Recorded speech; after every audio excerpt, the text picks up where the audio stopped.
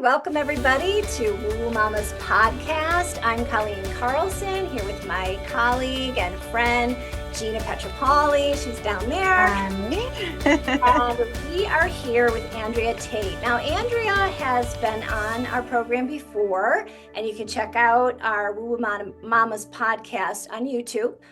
You can check out, that was a great conversation. We had a lot of fun. Andrea is a spitfire, and she's full of life and energy and lots of wisdom. And she has written a book. And so we're having her on tonight so we can talk about this book, her personal story, her personal journey, Love Yourself Back to Life, how to convince your mind that you are worth loving. And this, I highly recommend everybody getting this because it's one of those books that, for me, I love the format of it, Andrea, first of all. Thank you. Yeah. It's like in bite sizes, which the world, we've kind of moved into like bite sizes, haven't we? Right? Yeah. The attention span. The attention, right? So I guess I'll turn the floor over to you and just tell us about your book, tell us about your journey. Let everybody know where you came from, what you're doing now, what you're planning, etc. Well, thank you for that lovely introduction. I actually have a copy myself. So now I've been wanting to write a book for many years. And, Colleen and I talked several years back when I went to her after my father passed away. And it was just the soul call to do something. And, she was giving me some really fabulous ideas to how to get my words down and, my voice out there. I'm just not a self-starter. And it was just a struggle to try to get things out. But through this process, I hired an editor and a business coach to help me get this book out. And it was one of those books where it's not your typical self-help book, because usually they start at the end of, here's how to do all the things that you need to do. And usually when you start at the end of, the action step, we haven't started at the beginning to feel, to deal, to heal, and to get our wounds out so we can really change our mindset and start to figure out why we need to change and really own and take responsibility for the things we need to change. So that's why I wanted to write this book. And I didn't realize how cathartic it was going to be for me. And I had to write several stories about my life in there. And I just was like falling apart all summer while I was writing it, and crying and typing. And like this healing journey was like happening to me. And I did not realize it was going to happen. At the same time, I'm going through menopause, and my daughter's getting older. And all of it was just like, I felt like a little bit of a train wreck while I was writing it. And so it just reminded me of that movie with, not something, is it Something's Gotta Give? They're out in the Hamptons and she's writing a book, and Jack Nicholson is in it. And she's just crying and writing and crying and writing. And that's how I felt. But when this was done, I felt such a relief. I felt like this elated thing, like finally, when my dad passed away, I don't know that I actually processed that. I reprocessed it again in big ways, because I just typically will fall down, get back up and say, no, I just got to go on. I got to move on. I got to do my thing. And after my heart attack, I was back to work in 10 days. I don't think I actually felt that. And so the beginning of the book, I talk about how that affected me, how I went through the heart attack, but this could be the last time I talked to my daughter. And that, when I said that in the book and I started to write that, I was just in shreds for hours thinking about that, and all of this, like the chakras were really like coming up. All the stuff was coming up again, and my divorce I talked about that again. And when my daughter was younger, and just all the, emotional mayhem I went through. It's just all the things, and how my mind really got in the way of me trying to heal. Go ahead. I'm sorry. No, I didn't mean to interrupt you. So give us a timeline. Okay. So the heart attack wasn't first, obviously. No, that was just the first story in the book. So I got divorced when, my daughter was 4, and that was back in 2007. And, several years passed, but it took us a good 5 years to get divorced. And that was really traumatic, emotionally traumatic, and then the custody battle on and off for years. That's got to be the most painful part of the whole divorce. Was, and trying to consciously raise a child and not have her be affected and co-parent with a toxic ex, all of that, and that during that time. So that happened. And then 2020 happened. Well, we know what happened in 2020. And that's when I had my heart attack. And then 2 years later, in that same 2022, my daughter went to college. I had a surgery on my shoulder the next month. My father got sick the next month and then died. And that was all of that was suddenly. So I was going through major grief that whole year. And I just think I was just like, I mean, I came to see you too, Gina, and I was just like, I can't feel anything. I don't know what is happening. I'm just dead. You were numb. Numb. You were numb. It's really interesting, like the fact that with each chapter that you wrote, each section that you wrote, that you kind of relived it again. Yeah. But that was really important that you had the time to just go through and feel it this time around. So writing the book it sounds like it's just been a deeper healing experience for you just to write it. It is in so many ways. And even when I think about it now, I just, I was feeling a little bit, just enough to get through.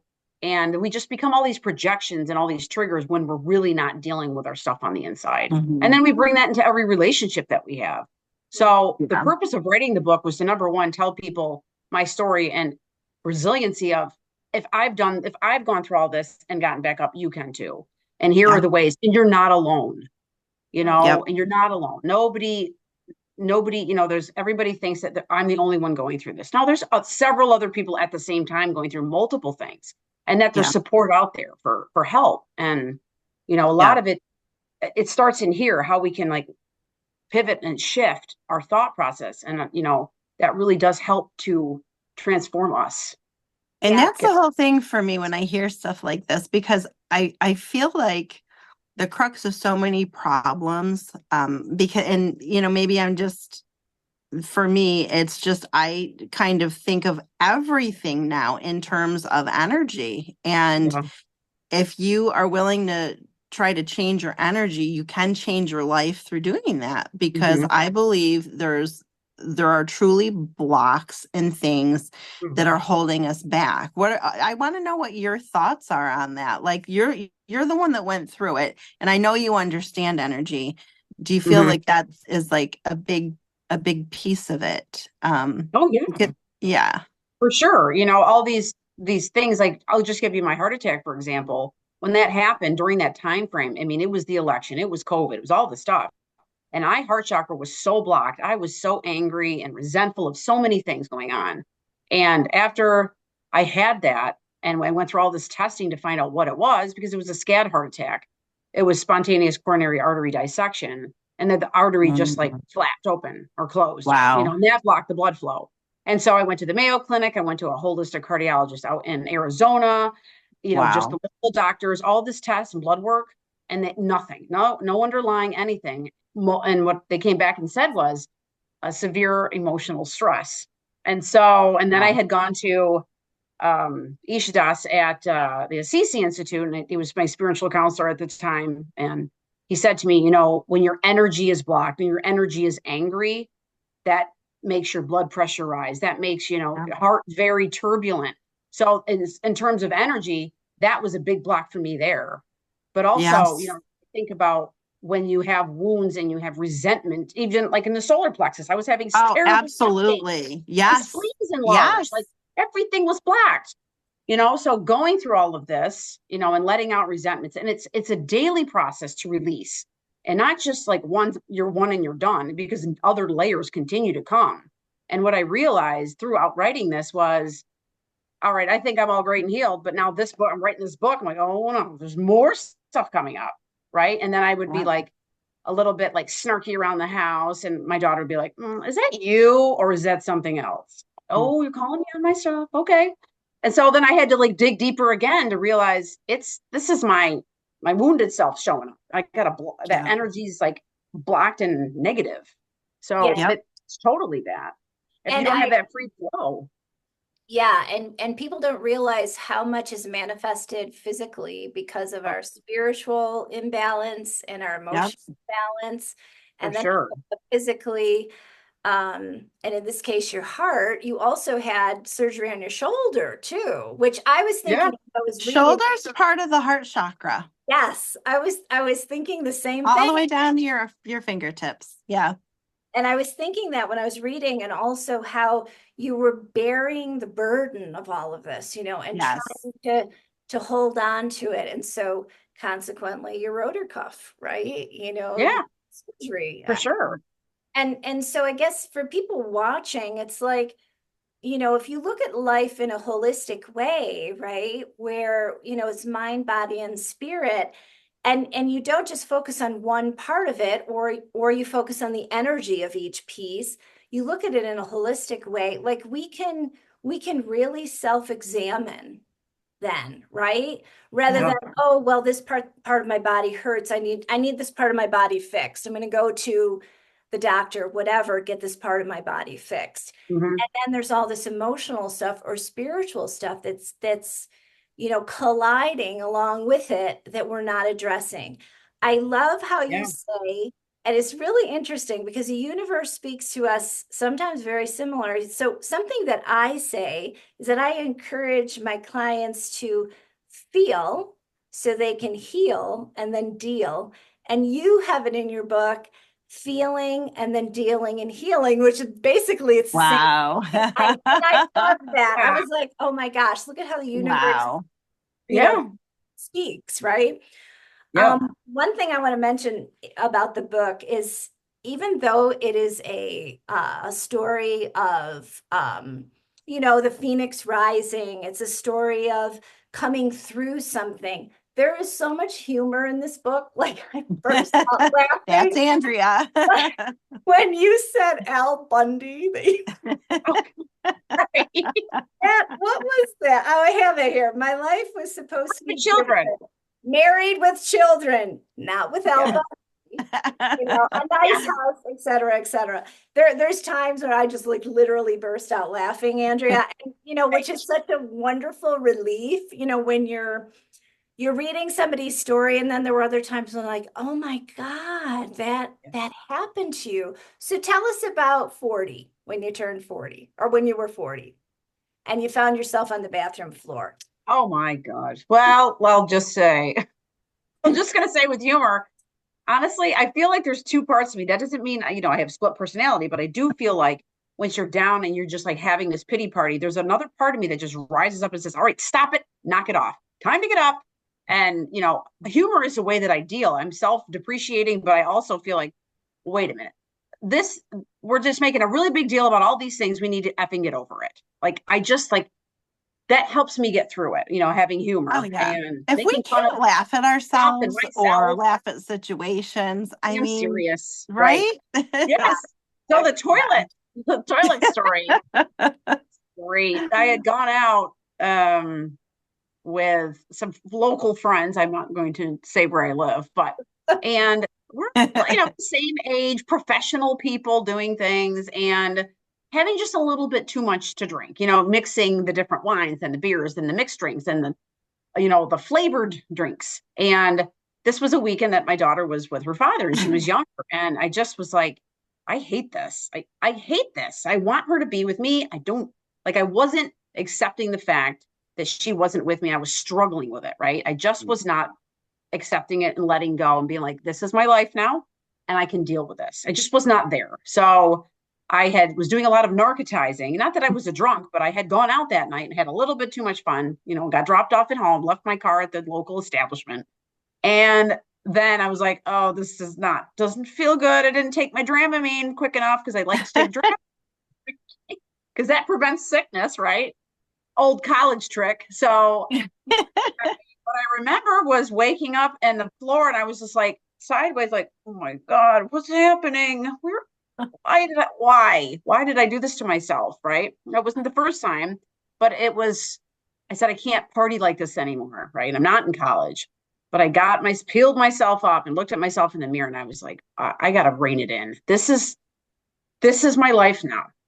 I have to stop doing the things like overworking, overeating, over exercising, over drinking, and doing everything mindlessly. I have to deal with this and start to cry and say, this is what's happening and make the Wow. best of the situation for my daughter. I couldn't just be in this like panic mode all the time in this like suffering place because when we're suffering, that's just adds so much negativity to our lives. So I had to mindset shift in that mirror that morning. I was like, all right, I can do this. We have to do this.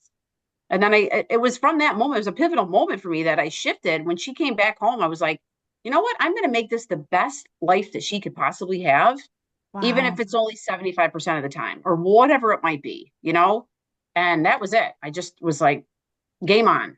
I have to get out of this. So at that point, were you Wow. in a custody battle?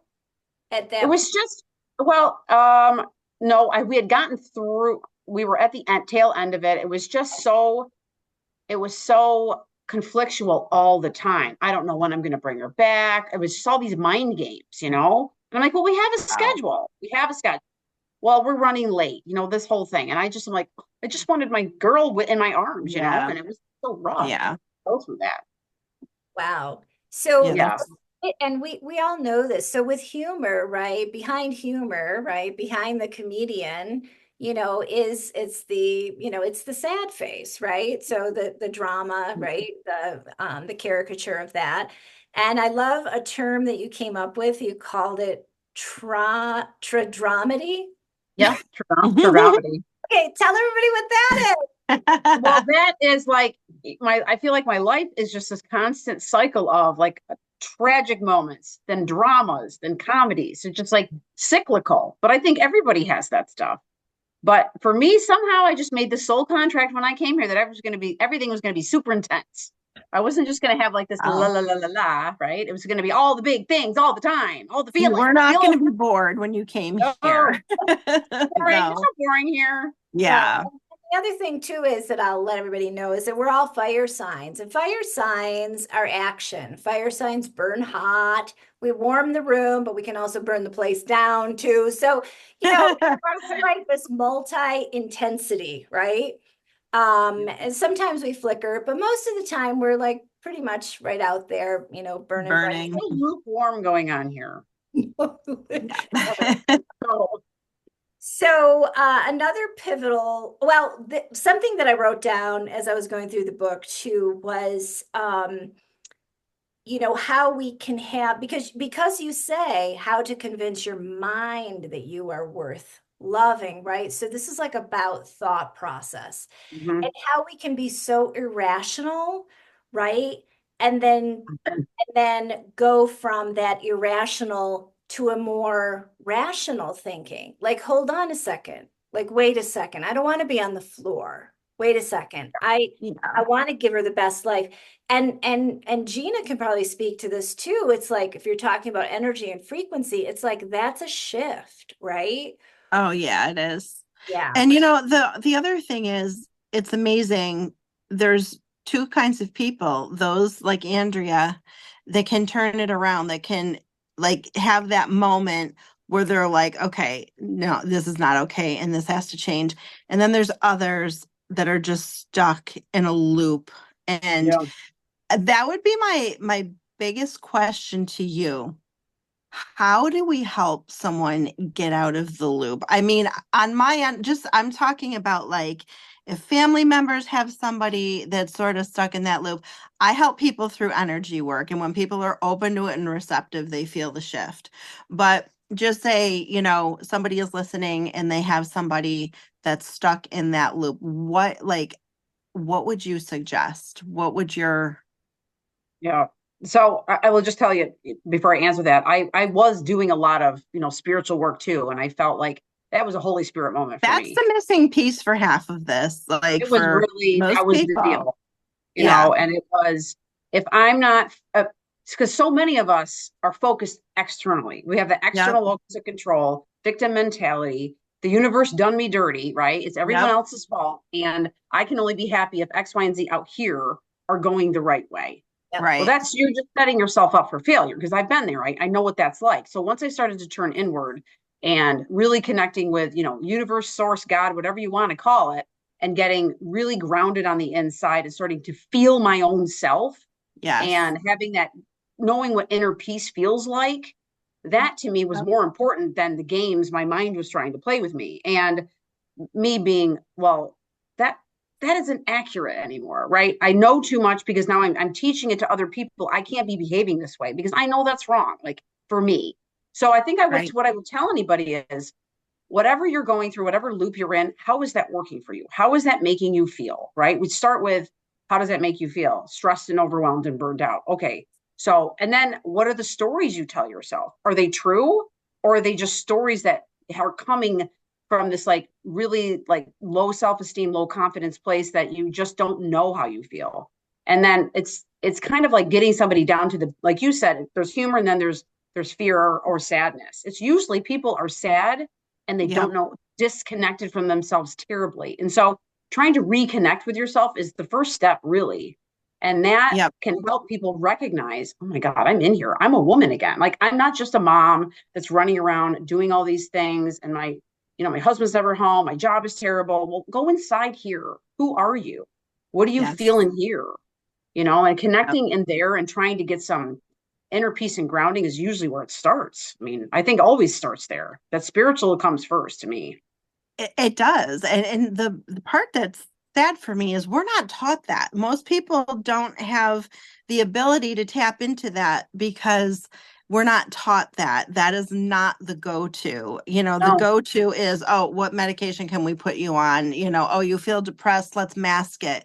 Let's go inside. Let's really speak to your higher self, get to know your higher self, go into your heart. What are you truly feeling? And I think we'd have so much more success when you start incorporating the spiritual piece with things. That's a major component. The overarching thing, besides the thriving and the getting through it and all of that, was the grieving process, right? And not only, I mean, you had loss, you had quite a big shift, but I think when we go within, like you were saying, and we start to self-examine, I think we grieve that piece of us that we haven't been, that authenticity. Like, oh my God, like, where is she? Why am I not using my voice? Why am I not using my gifts? Why am I not? And we go through a period of that, right? The other thing too was one of the things you said in the book was you were talking about, a whole list of things that had gone on that didn't feel like they were in your favor. And you said, this will be the death of me. And I want to ask you something about that. Was that a pivotal moment for you? Did that give birth to the Back to Life protocol? Like, what fills in the gap there? Yeah. I think that was probably related to my dad. That one, it just like took me out, him dying and then like just trying to relive this and connect with him so badly. And speaking of grieving, it's like I'm grieving my childhood, grieving the relationship that we didn't have that I wanted, right? Being nostalgic and grieving, and me not being able to say what I wanted to say when he was here. And that, like, the not resentment, but what do you call that? When you have regret, right? Regrets, so that's part of it too. The regret piece of it. And then kind of going back through, was I a good daughter? Did I say all the right things? And I'm constantly looking for reassurance from my mother. And, your father was a difficult man, God bless you. He knows he was, but like, those were the grieving pieces of it. And it just kept coming up in waves, like the further away from it, the actual moment, because you're definitely in shock when that happens. But now we're in acceptance. And then, in that phase of it, you're accepting, but you're also like, oh my God, it's really here. And so I think, this book started out with, I wanted to have some type of protocol to help other people, right? To start at the beginning of that. And so I definitely think the grieving was the rock bottom for me. Now I got to build back up. Right. And I knew if I'm not feeling everything that's going on in here, I'm not being authentic. I'm not being my best self for other people. Right. I'm just not. So I didn't want to be that way anymore. And I wanted to be unapologetically just me and saying what I wanted to say and do what I want to do. And, Kolein, you're right about grieving that part of ourselves that has for so long not become who we wanted to be. And that, that made me sad. So there was a lot of crying, like, why didn't I do this earlier? Well, all this stuff, like, but, it's all in like perfect timing, and it is. I had to do a lot of like reparenting myself. I made a joke about it when I went to another type of person healer a while back, and I had to look at myself as 10 years old, like reparenting myself kind of, and saying, it's Wow. okay. You're here. All of the deep, dirty stuff you got to do to be great again. Be great again. Yeah. And that's the thing. It's like you taught, that statement, this will be the death of me. But it's almost like spiritual. You had to go through a death in order to have life, right? In order to live the life that you're living now. Yeah. Yeah. And I think too, during this time frame, a spirit animal had come to me, which was an eagle. And I was reading about eagles and how they fly high and they can see, they can see with clarity. And I just felt like, why am I so drawn to this eagle? And, they go through a metamorphosis too. I think I read about them picking off their own feathers and they go away for 40 days and all this weird things that they do. I mean, I'm not an eagle, professor, but I think that kind of was speaking to me like, not professor, but you know what I mean. I'm not an eagle professor. Don't put that on the bio. I'm not an eagle professor. If there's any eagle professors listening. Yeah, so aviary of sorts. No. But the eagle kept coming to me. And at the end of it, when I was done writing it, I was in the Adirondacks and a golden eagle flew down and caught a fish right in front of me. I've never seen one before. I was like, what is happening? They're coming to get me for sure now, right? Like it was all this just like purging. There was lots of purging going on. Yeah. But I feel a lot lighter. Good. That's what you're supposed to feel, right? Yeah. You're supposed to feel better. Another part of your humor, which cracked me up, was, as things were happening for you, that's the new catchphrase, right? As things are happening, we don't lovely things happening. we have some things to say about that when we're going through it, but bro, you said new level, new devil. For real. Yeah, right. Like when we start to know more and we get all this like this new level of enlightenment or whatever, then all these harder things come to us. And it's just, I just feel like that's strengthening us. It's like lifting heavier weights. You have to lift heavier weights to get stronger. And that's just because you're training for something big. I don't know what it is, but we're doing it. Yeah. It's a journey. Like there's no destination. It's a constant journey. And sometimes the view is beautiful, or sometimes we're at placid waters, and other times we're hiking and we have, 60 pounds on our back. And for sure. So true. So I want to also say, besides picking up the book, you have, now I know you have Thrive Wellness on social media, right? So that's okay. So that's on Instagram and Facebook, or just Instagram? Yeah. I try to post on both. I'm not great at it, but and I finally just got my website going, so I'm excited about that. That's great. We'll put all the links. Whoa. Yeah, I know. Listen, I don't have one. I've been doing this for anyway. So so we'll put all the links in the description. Great. Yeah. Social media. I highly recommend the social media because like I will go to your actual page, and if you see like 1 million hearts in one day, it's because I really appreciate it though. I really do. They're uplifting, but they're also teaching moments too. And it's you have some great content that you post on there. Thank you.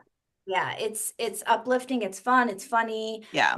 It's also very serious too. And I like it because you, like your book, you speak in sort of like bullet points, and so it's like then I absorb it. Maybe it's just me, but I mean I do read actual really long books sometimes, but I know it's hard, right? On social media, like having that, that's great, because I'm a mom too. Gina's a mom, and you speak a lot to that, which I love. Like if you're feeling such and such, or if your kids are going through such and such, which everybody can relate to it, right? Yeah, everybody. That's every kid in America. Oh, for sure. So Thrive Wellness is the social media, and then the Back to Life protocol. Can you speak to that? So that's just what I went through here. The 4 different steps is what if somebody would hire me, I would I would say this would be more for adults rather than teens. I mean, I would just Yeah. because the concept of, having a life full of experiences to get through.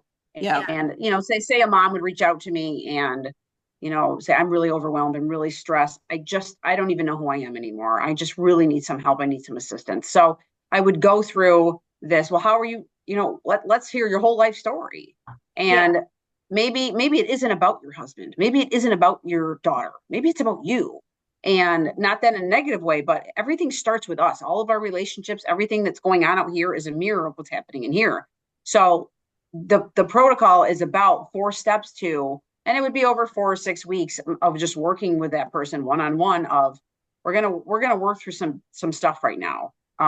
And just start to feel what you're feeling inside. Let's really identify, how do you feel about yourself? What things have you gone through in your life? And just start to dig through some of that stuff, because I don't think people are even connected to themselves. We're just heads walking around, with bodies moving, going through the motions every day. And we feel really just engaged in what's really going on with us and our past and all the things we've collected along the way, all the relationships that we've been through, all the hurts, all the wounds, all the stuff we carry with us if we don't get those out.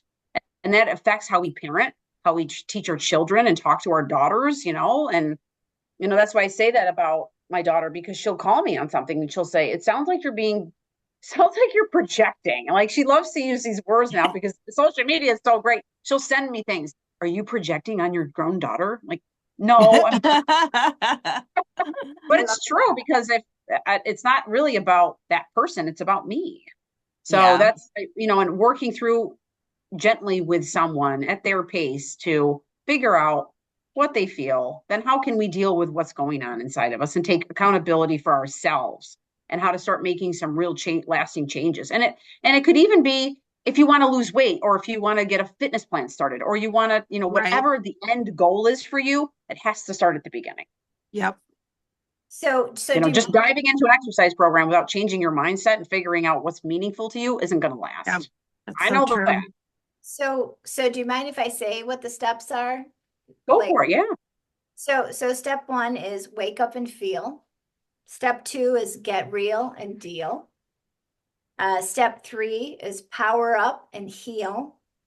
And step 4 is make magic and thrive. Wow. I love that.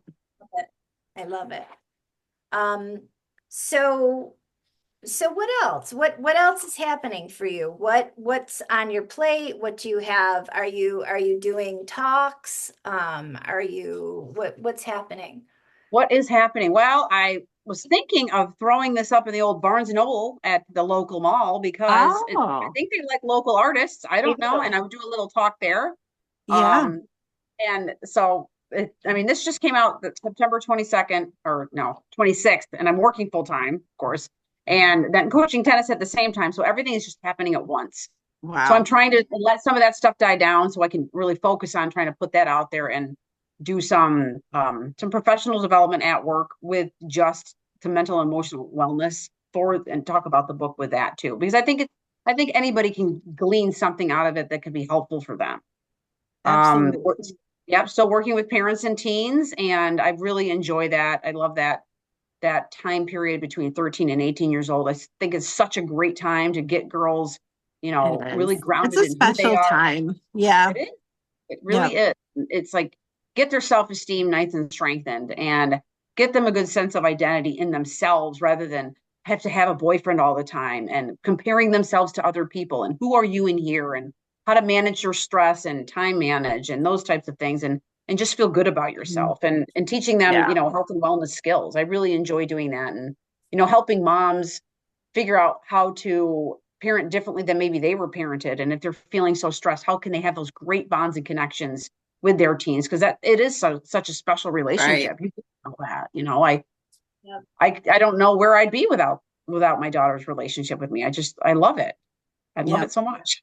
I made her come, and she was home from college this past weekend. I was like, are we going to go to the pumpkin patch? Are we going to do all the fall things? She was like, can we watch Charlie Brown? And she still wants to do all that stuff, because it makes her feel like a kid for a second. That's so nice. Yeah, that's really sweet. We both know that how important those relationships are. These are moments that they don't forget. So Gotta Yeah. make the memories. For sure. Yeah. Yeah, you do. So this has been wonderful. I'm just looking through my notes because I don't want to leave anything out. So here's one thing. So this is something that I wrote just based on going through this and sort of thinking about it. This is okay, an honest assessment, okay? And most people don't take this turn. We were already talking about that earlier. They Mhm. don't take that turn because they're afraid to, on their journey, to take that turn where they literally look within. Mhm. It's hard. It's painful. It's painful. It's very Yeah. painful. We've all Yeah. done it. Mhm. And I want to say, from the standpoint of, like, Gina does energy work, I'm a spiritual counselor and a holistic practitioner. And from, if we were to have those be the bookends, say, right, from the standpoint of that, um, we can only be an efficient, I'll say, counselor, healer, advisor, to the degree that we have healed, right? Mhm. To the degree that we have gone through either the dark night of the soul or Yeah. taking that turn, looking within, right? So Yes, absolutely. Yes. yeah, I want to thank you for doing that, for being Yeah. brave enough, right? To enter into that dark cave, right? And say, okay, I can't find my way, but I'm gonna find my way. Yeah. Um, and it gives people hope. We all have different personalities, styles, stories, and so forth, but at the end of the day, we all want to be thriving, That's Yeah. right. Yeah. right? That's right. Yeah. Yeah. And I think that I know that both of you feel this way too. I mean, everybody comes here for a purpose, right?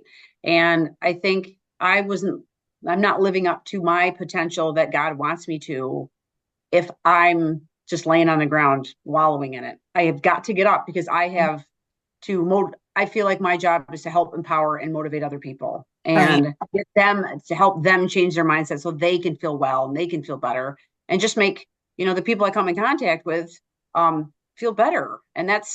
that's kind of like my deal. I can't Yeah. not Yeah. do it. So I Yes. got to get up. Right. Yeah. And that authenticity, right? That is the God within, because that is where Yes. we actually start to express that. That's our truth, Mhm. right? Yeah. And I Yeah. love it. It's so beautiful because everybody's is varied and different and has its own style Yeah. and face and look. And Yeah. um, it's the field of wildflowers, right? Yes. The flowers don't look at each other and go, "Oh, I'm a daisy. I wish I was a sunflower." They're just like, Right. "Daisy, I'm a Yeah. sunflower."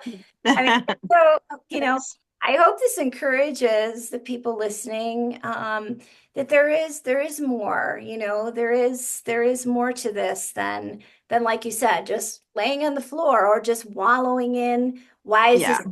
to me? Right? Yeah. Right. And So, always, for anyone listening who's struggling, always remember too that it's up to you to make that decision of what you want for yourself. Mhm. yes, Because like you can't force somebody to try to make changes. You have got to want it. You've yes, got to Mhm. taste it. You got to feel it. You want it, even though it might be hard. It's Mhm. okay if it's hard, but if you've decided here that you want to do it, that's when you're going to succeed in doing it. And because Mhm. nobody else can do it for you, right? That's right. Right. No. The universe Anyone that loves comes into action. my Even office, when it feels yeah, small. yeah, when people come in, I've had people, oh, thank you so much for what you did. I'm like, I didn't do anything. no, They did all the work. Like they yeah, only come in, they're with me for an hour.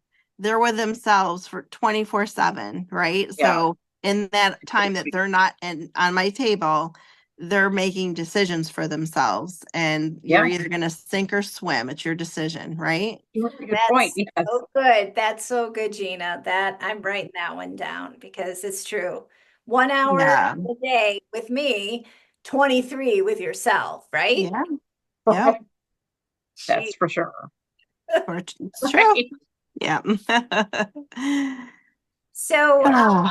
before we close, is there anything else you want to share? I think I just want people to know that there's hope for you and that you can reach out to me if you want any support. If you're just not feeling, I don't know what help I need, just give me send me an email or, book a discovery call with me, because sometimes it's just talking to another person can get you moving in the right trajectory, and that, you're not alone. That's all I really wanted to say. And your life can be so much more. And it just takes one quick decision to change your mindset and say, I want to get better. I want to do this, whatever it might be. I want to heal. And once you start doing that, your life shifts start to happen. Whether you don't even really try, after a while, all these amazing shifts happen because you're letting go and you're healing, and all these layers are coming off for you. And you're becoming the person that you want to be and who you need to be for yourself and for the world around you. Yes. You start feeling lighter, right? Yeah, yes. For sure. Yes. And then you draw to you, like you said earlier, we're magnets, right? And frequency. Yeah. Yep. Right? We're just emitting it. It's like, what are we drawing to ourselves? So yeah, for sure. I just want to say, for anyone that's watching, go follow her on Instagram and Facebook, because she puts out content every day. Like it's like your morning coffee, whenever I hear her things. And sometimes I'm not on Instagram, but whenever I reconnect with Instagram, I got to get better on that. Andrea always comes across my page, and she's always got a piece of advice or just something to make you think about, and it can really, it's the kind of thing that can set your day in the right direction. So that makes me feel so good. No, but it's true. Thank you. So all right, so thank you, Andrea. Thank you both so much. Oh my gosh, thank you for being with us. And we're going to see Andrea again in a few more weeks. She's going to be back. There's going to be 4 of us on that one. Oh, that's going to be real hot. We're going to get real hot here. Andrea sent one text and message. She was like goofing around with an idea, saying what we should call tonight. And I'm like, oh my God, that's another podcast, though. Yes. So we'll see her again in a few weeks. Oh, that's going to be great. Can't wait. Thank you so much, both of you. Oh, thank you, Andrea. Love you, Andrea. Yes, we do. All right. Thank you, everybody, for watching WooWooMomma's. Thank you. Have a good night.